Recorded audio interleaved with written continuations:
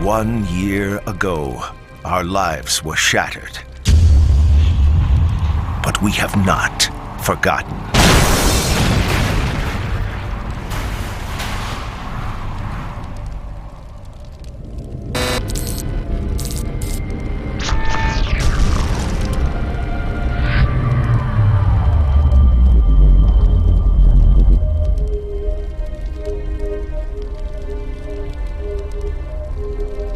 United in the face of the Vandal threat, we have dedicated ourselves to creating the universe we have always wanted.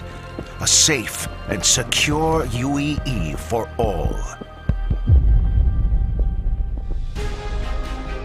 Thanks to your continued support in the sale of war bonds, the UEE is proud to announce the Militia Mobilization Initiative, authorizing the sale of certain military-grade ships to ensure that civilian militias are properly equipped to defend the Empire in times of need. We will ensure a brighter future for our children. At the forefront of that effort is RSI's newest ship, the Polaris. Combining devastating firepower and searing speed, the Polaris-class corvette is effective against a wide variety of aggressors and scenarios. From delivering humanitarian aid to tactical operations, the Polaris's ability will make it an essential part of any fleet for years to come. But the Polaris is only the tip of the spear for this grand initiative. A full line of other ships are now available for a limited time. And to support faster mobilization and operational effectiveness, fleet formations are being offered in discounted, pre-designed ship teams. So stand in solidarity with the brave men and women who put their lives on the line, and join them in protecting the dream that is the UEE. Answer the call today. Let's go.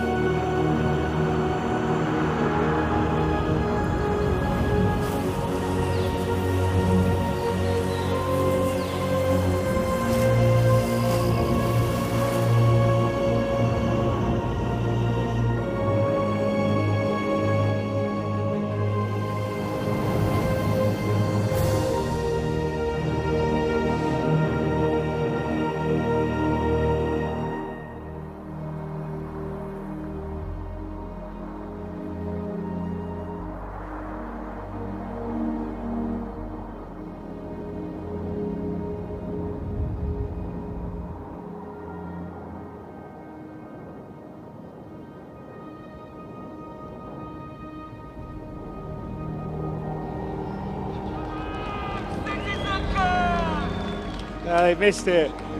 Yeah. He actually says, "Hello, CitizenCon," but you guys are all laughing when you saw the guy.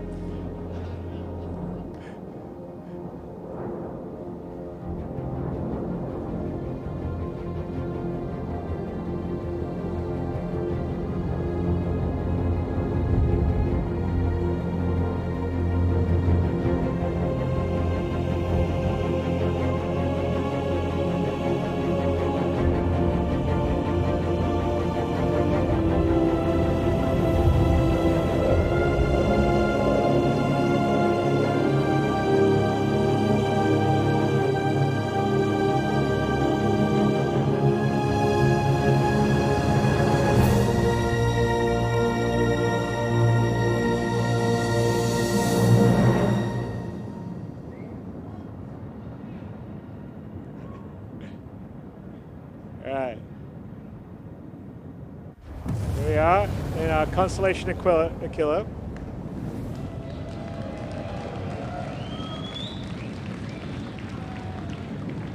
Some contrails. So we're heading towards the distress beacon. So the idea with this would be that, you know, you potentially could get a mission where you get a distress beacon and you're going to find out on, you know, in this particular case, this planet. So we're heading towards it.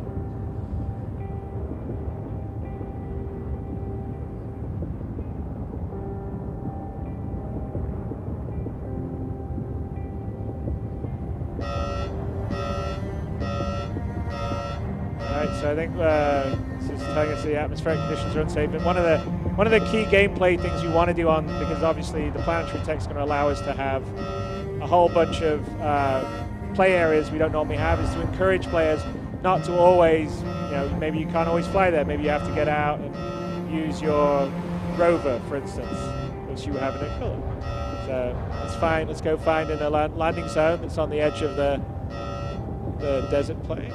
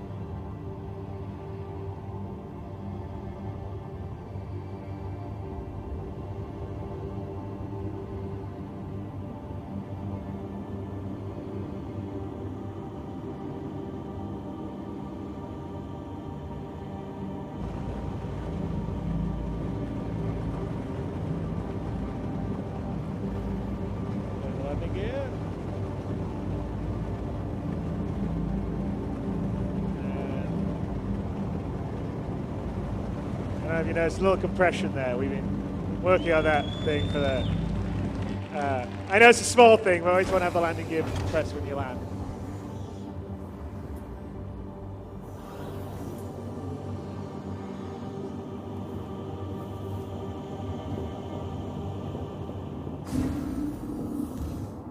All right, so we're going to head out to do some exploring and the armor on.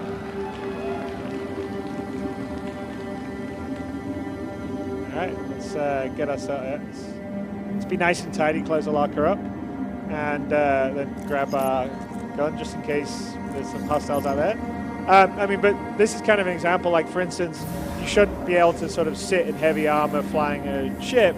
Maybe you're in your flight suit, and then you go and equip your armor or your EVA suit when you need to go outside and do stuff. And so you sort of want to make it quite immersive and have different reasons to be equipping and using different stuff. So if you notice, this is the actor that we had that was in People to Planet. He's actually in Squadron 42. He plays a character called Joachim Steiger. So let's go and see the distress beacons about almost 3 kilometers away over there. We get our little scope out. All right, so let's figure out how to get there since we can't fly. So handily, we've got the Constellation Aquila, so we have a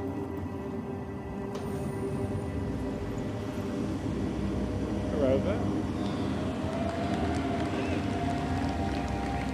So, you know, you saw the Constellation Aquila commercial a while ago. We are now doing this in-game, in real time. Awesome.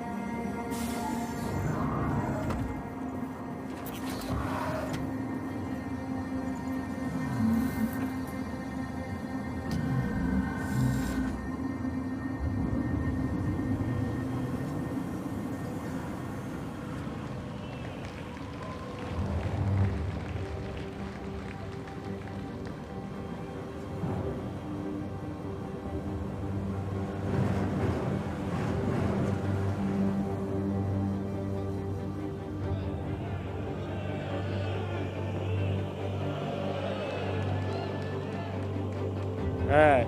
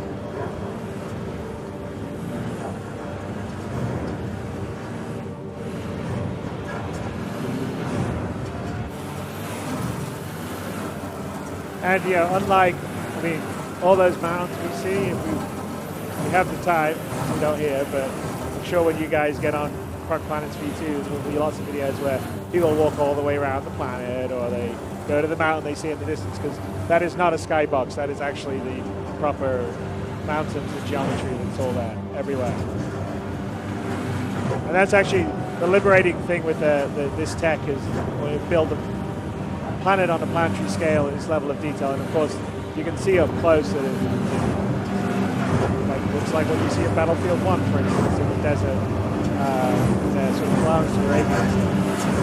But of course it's all at a global scale on the whole planet. And we have different ecosystems obviously we've flown through, so we flew over oceans, we flew over sort of grasslands or forest or over through mountains, and now we're sort of at sort of the edge of a desert and approaching a desert.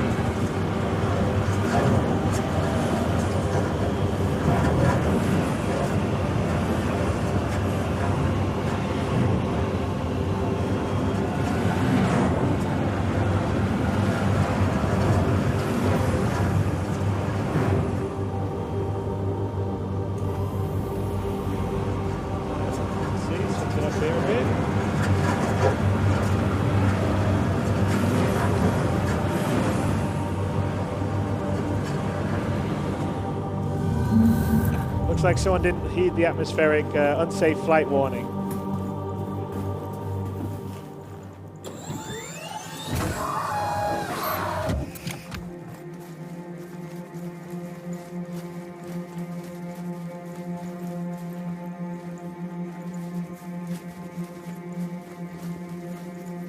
If we take a look back here, you can sort of see where we came from, about 2.5 kilometers back there. And so we're heading past this rock out, this sort of canyon walls to head to the distress beacon.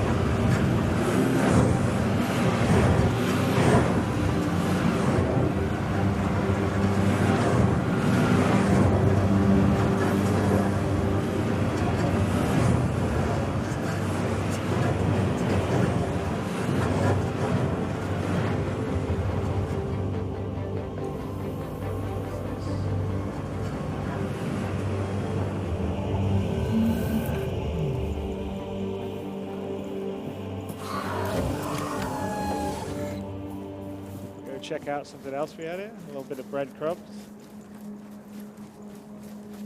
Orpheus Horizon, Javelin Compass. Wonder where that came from. All right, let's carry on. See if there's anyone around.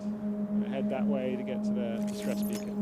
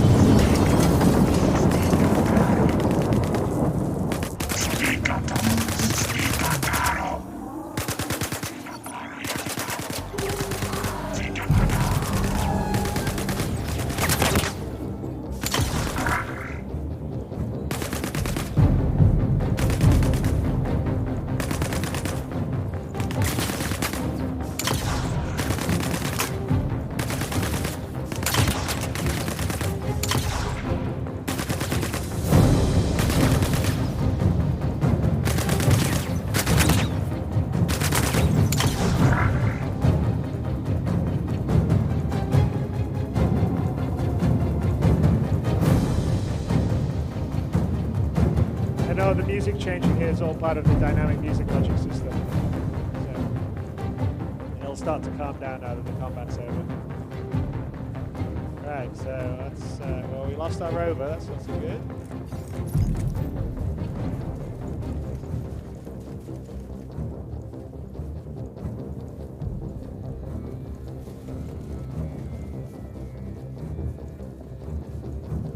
That's where the distress beacon's coming from.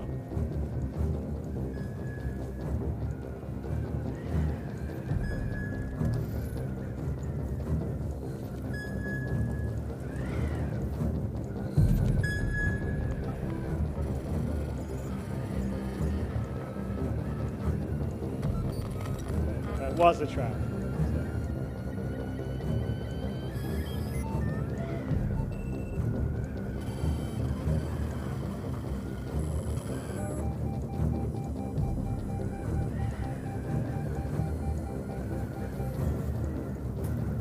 Alright, let's see what we got around here.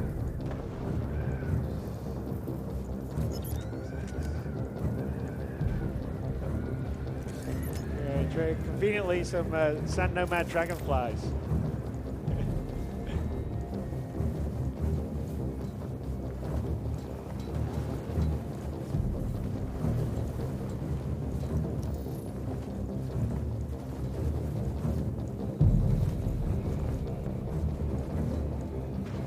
Had our shot moment. There we go. Right, we got one, we got another distress beacon we blinked to, so let's go look for that.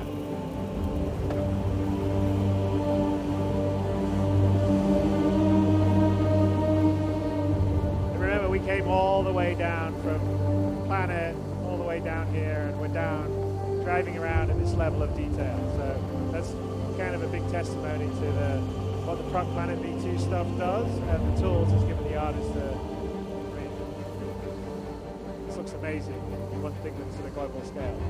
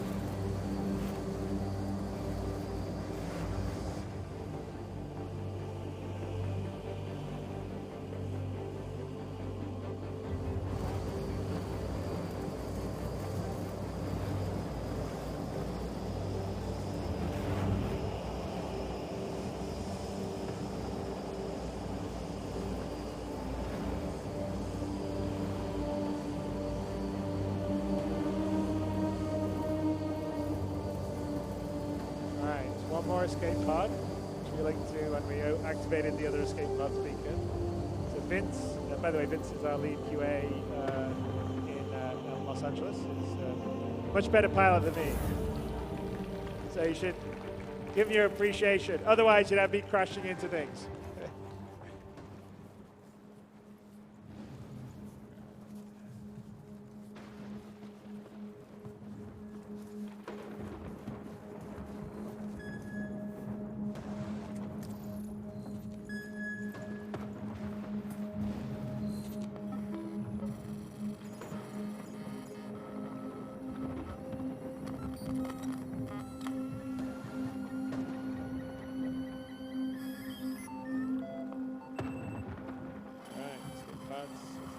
Overpass.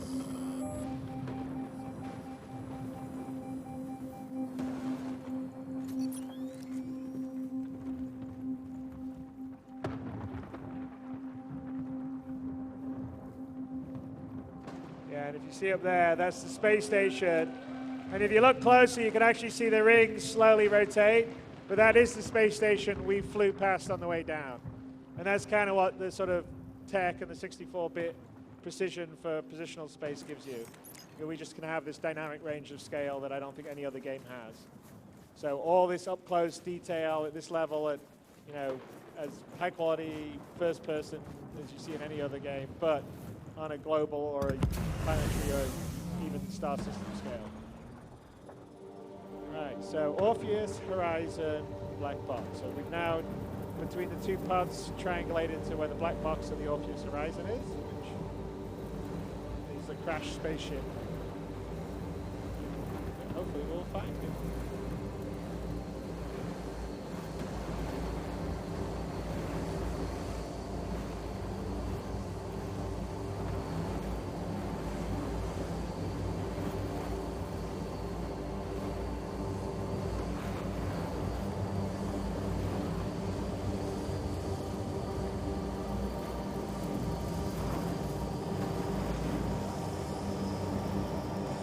Vince is undeterred by the impending sandstorm.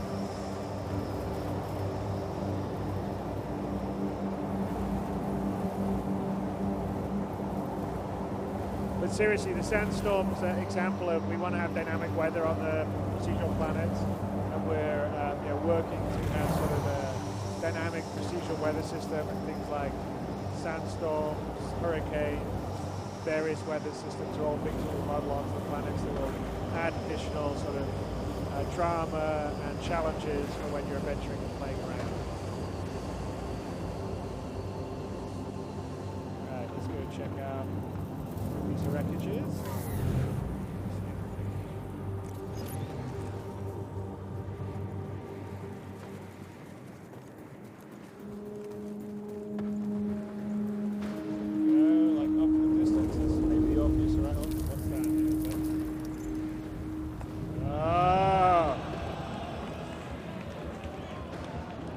Maybe dangerous out in the desert, who knows?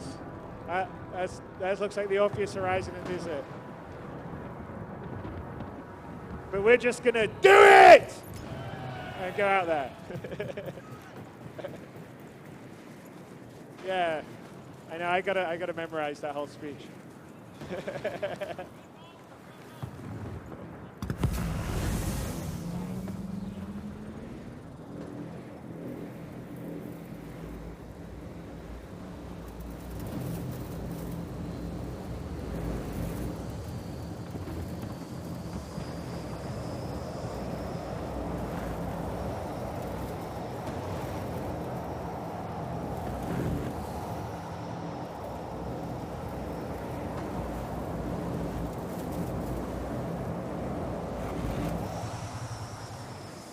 There.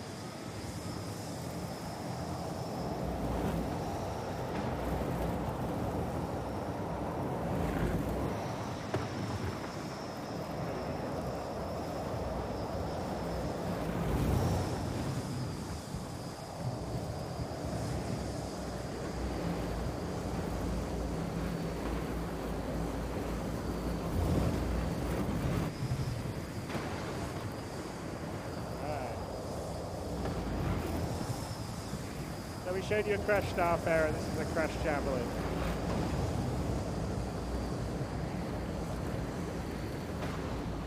Okay, well, we'll just pop off here.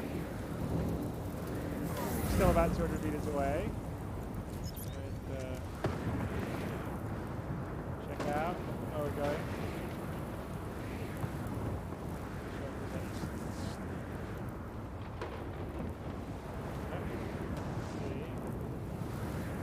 Second.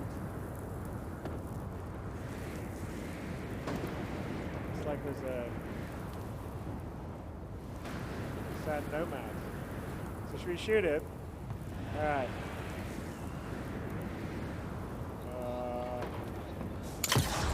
Oh, nice Nice shot, man.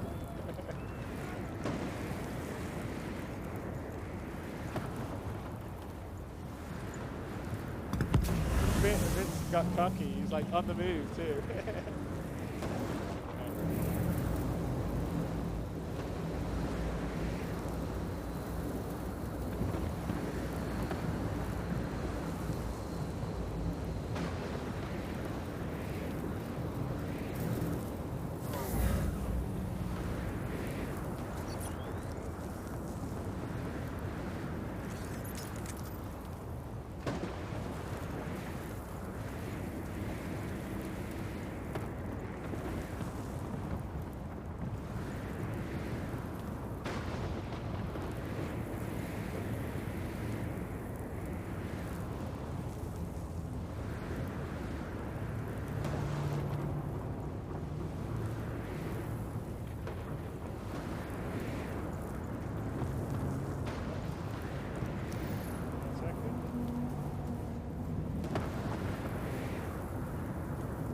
Sneak up behind him. Yeah,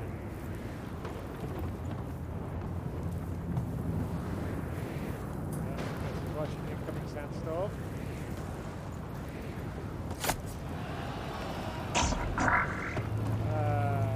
That looks like it's getting close. Okay, let's get out of here. Shit. Come on, hurry up, Vince. Go quick. Jump.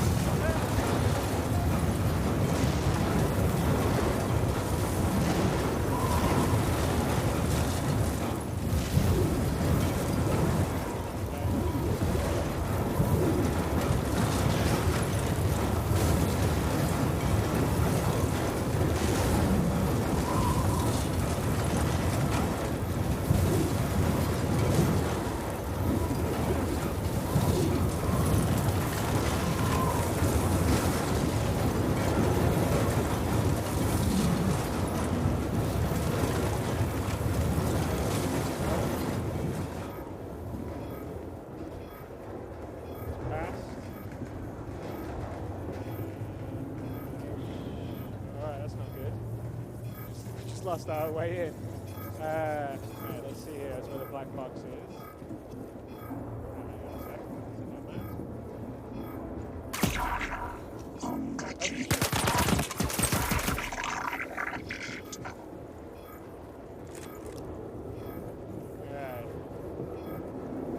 That's where the black box would be. So let's see if let's find a way out.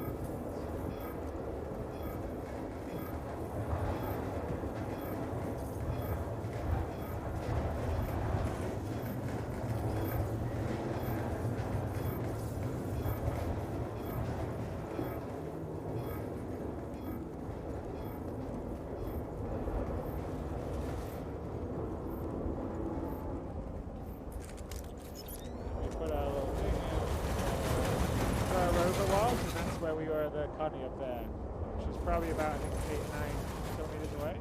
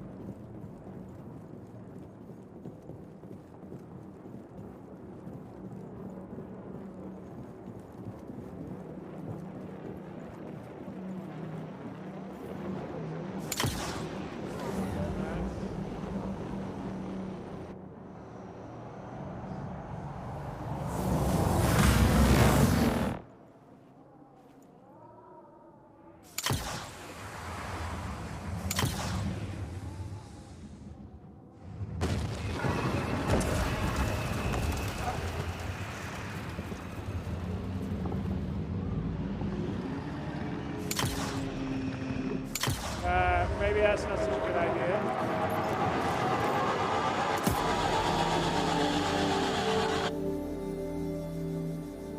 How did it? Okay, that's the first time it's ever done that.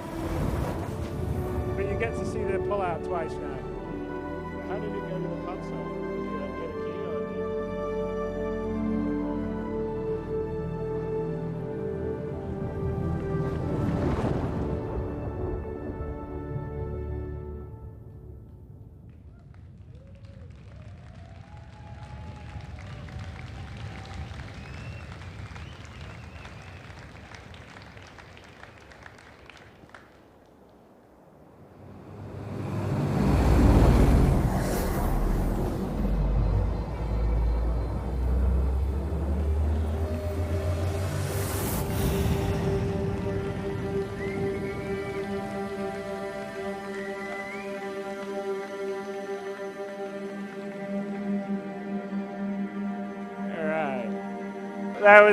That was a demonstration of the what we can do with the procedural planet V2 technology.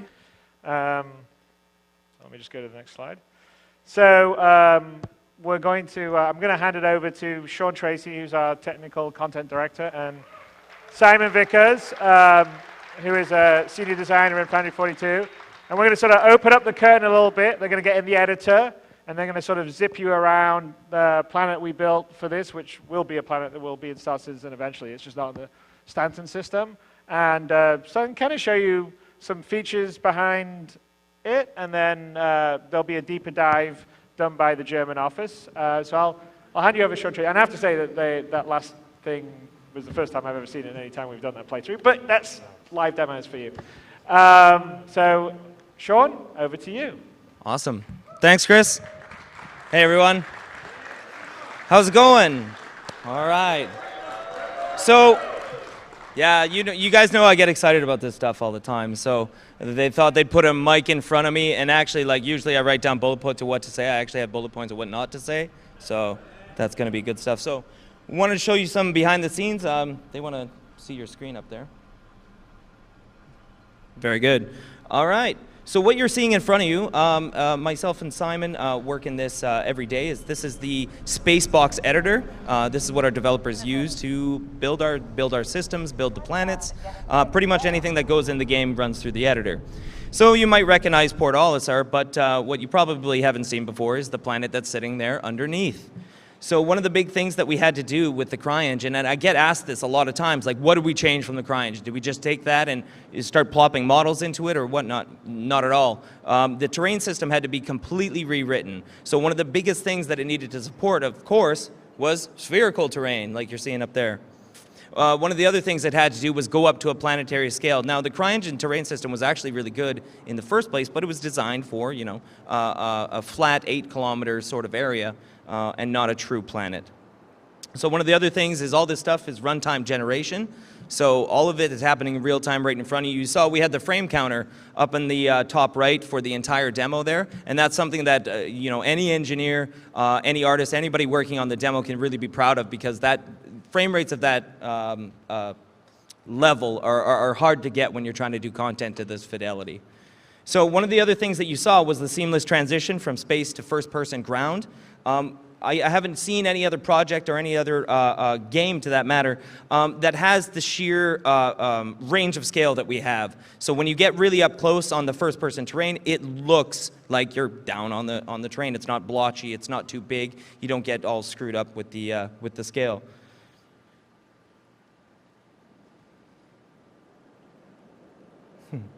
All right, so the next thing is that there's no restriction to view distance. You saw this in the whole pull-through in the initial demo, but you'll see this here as Simon zooms around within the editor. And again, this is all happening real time. We thought it best to show how we actually build this stuff for you guys so that you guys can have a little bit of faith that we're going to be able to fill all this content up for you.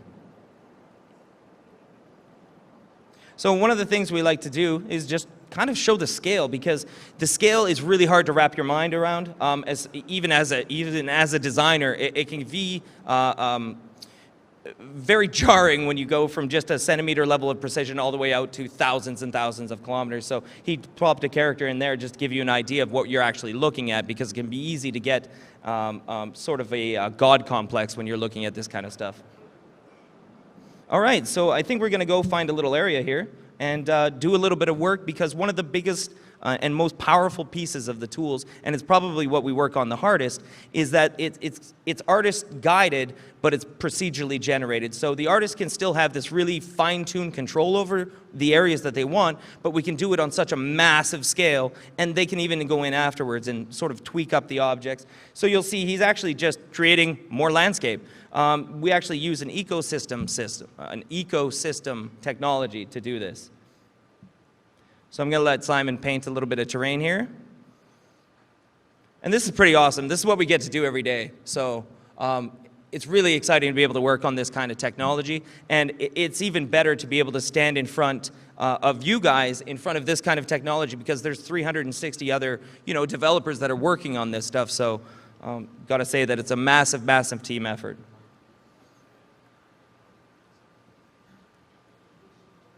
All right, so what he's actually doing is taking down different ecosystems. The ecosystem is kind of like a high-level visual representation of a classic level, of a classic game level, really. So the ecosystem defines things like the general terrain shape. So whether it's desert, whether it's mountains, whether it's ocean. It also defines some of the main feature terrains, things like erosion or valleys and trees. And you can see as he paints around, it changes all the ecosystem underneath.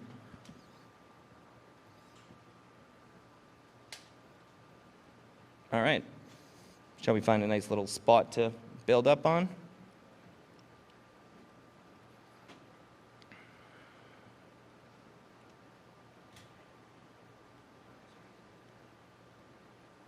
So while Simon looks for a little spot here, just to let you know, the planets are made out of all these ecosystem tiles or chunks, and it's made out of thousands of these chunks, and we can modify them again on a really, really macro scale, so on a planetary scale, or on a very, very micro sort of scale.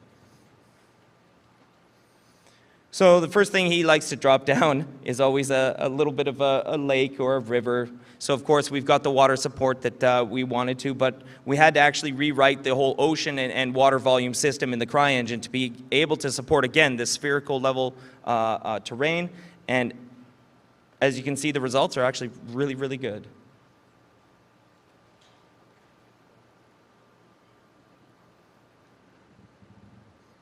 It's no pressure on Simon at all.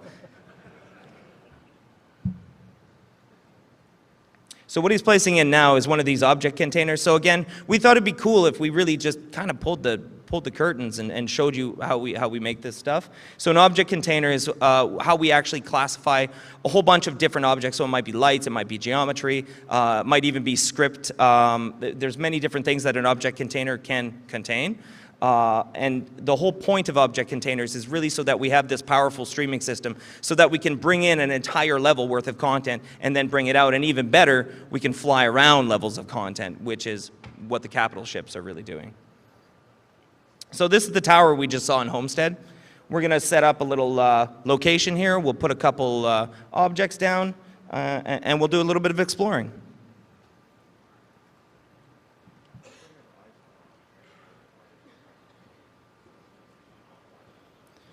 So you see how quickly the designer actually controls the procedural distribution of the trees, grass, groups of objects. And this isn't restricted to vegetation, right? You can do this with rocks. You can do this with grass. You can do this with buildings, maybe, question mark? We'll get to that at some point, I'm sure.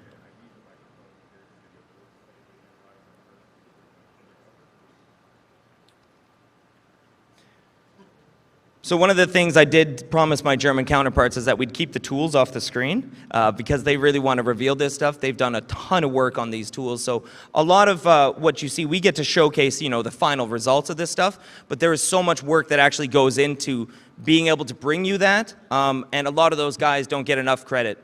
So really excited to be able to stand in front of this stuff for them. Woohoo!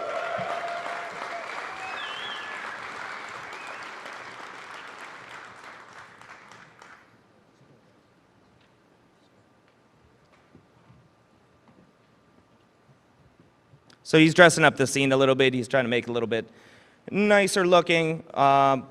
We've got a special little prop here that Simon seems to like to drop in. You might recognize it. So we're creating a little home for this crab. I think he lives under the tower. Yeah. Maybe he's got a family.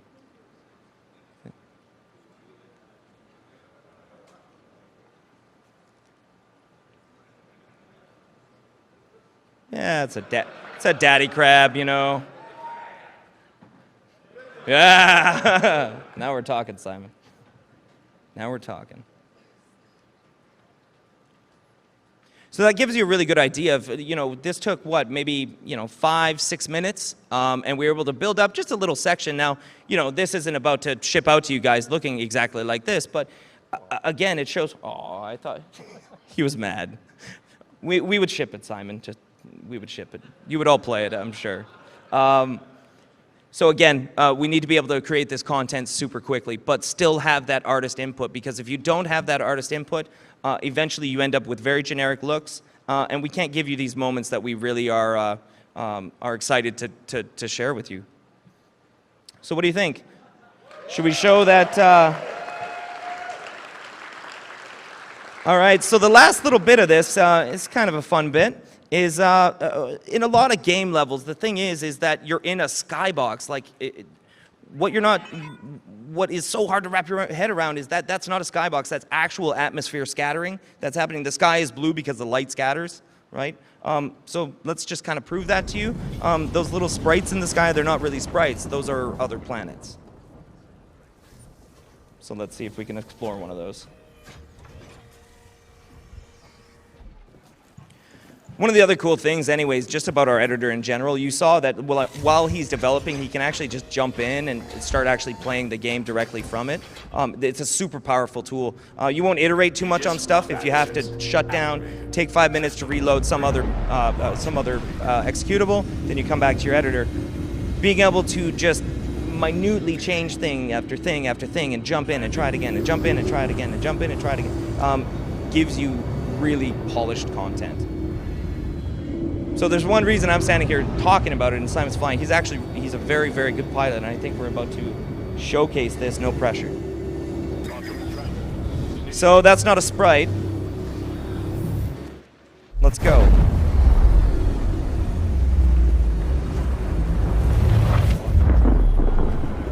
All right.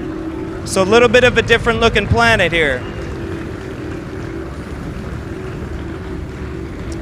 So this is kind of showing off a little more of the exotic ecosystem that we can do, and we barely just scratched the surface on how far we can really take the exotic bits. These are sulfur lakes. This place probably just stinks. I mean, it's super hot.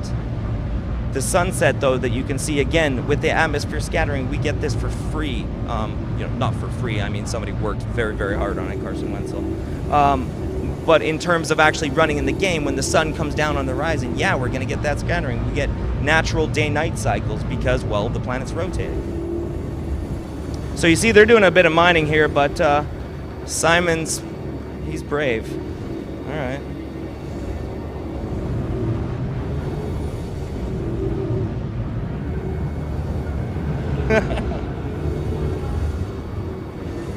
Oh, you almost blacked out. We're all done. There's no pressure. But we really wanted to show you, again, like, without having too big of a demo put around it, we wanted to show you how we kind of, level design jazz, Simon called it earlier, just something a little bit improv. And, oh, what's this? That's somebody's flying information with us. Let's wrap this up. Yeah, there was no...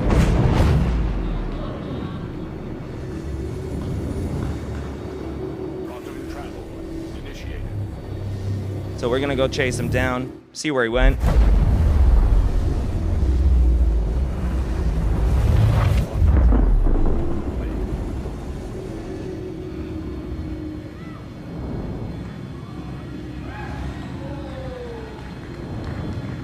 So it's an interesting ship there. All right, So we've given away way too much already. They want me to get off, I know it. I'm so sorry. All right, thanks a lot, guys. I hope you liked seeing how we actually build all this stuff for you.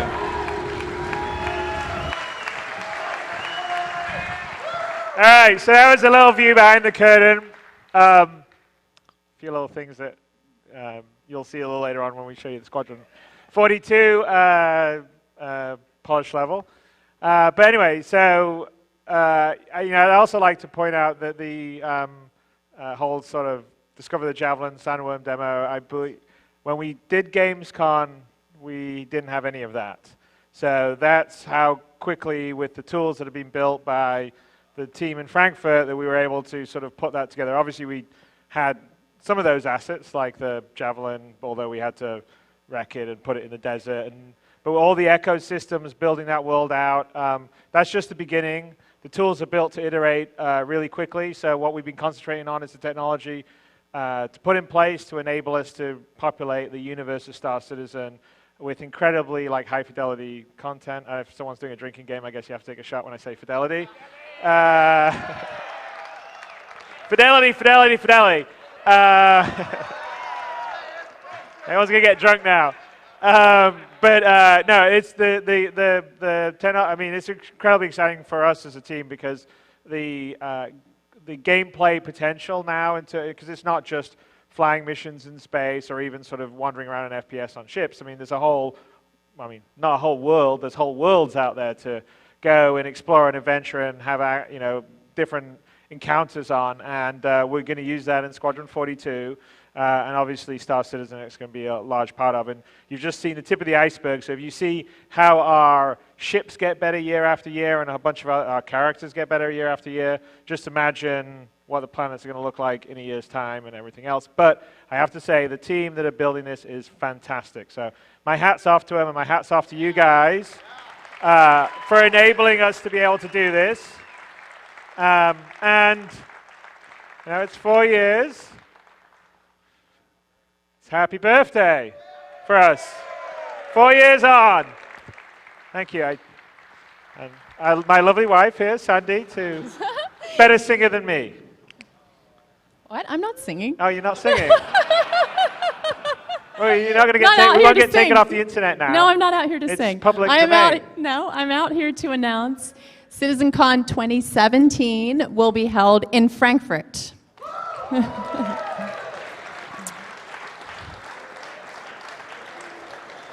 So as soon as we have all the details, we will share them. And I'd like to give it up for all of the staff who have put in hours and hours and hours all around the world, all our 363 staff. And our volunteers, where are our volunteers? Okay, they're coming. Who's going to kick? Chris, are you going to kick off the singing? What's that? You're going to kick off the song? I can't. My singing's awful. Happy birthday to you. Happy birthday to you. Happy birthday, dear Star Citizen. Happy birthday to you. There you go.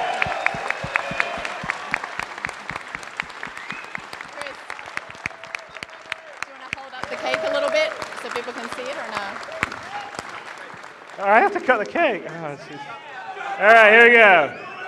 Just do it! I did it. All right, who wants to cut out other things? All right, I would say thank you to everyone here. Thank you to everyone up on stage. Thank you to everyone watching out there. And I think now it's time to have some drinks and fun. All right, there you go.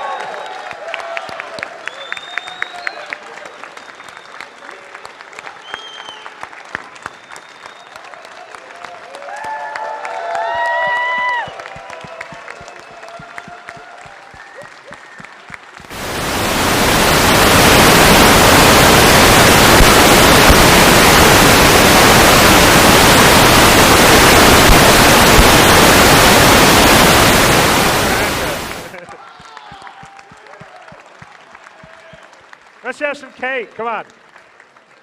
Cake and drinks. Let's do it. So we are going to bring the All right. cake out so people can enjoy some cake.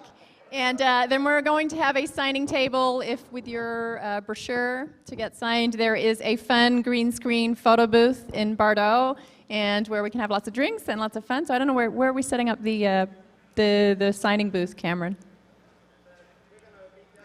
Okay, so we're going to be down in front here. Yeah, I mentioned that already. Okay. All right, let's do it.